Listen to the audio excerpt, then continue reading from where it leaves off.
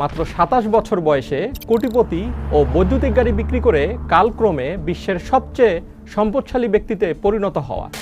হ্যাঁ, বলা হচ্ছে ইলন মাস্কের কথা।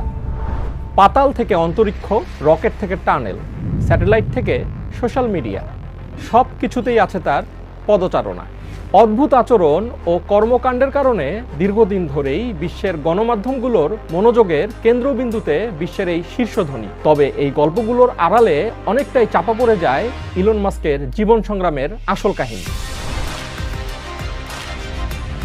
শৈশবে অসুখী ইলন মাস্ক স্কুলে হতেন বুলিংয়ের শিকার।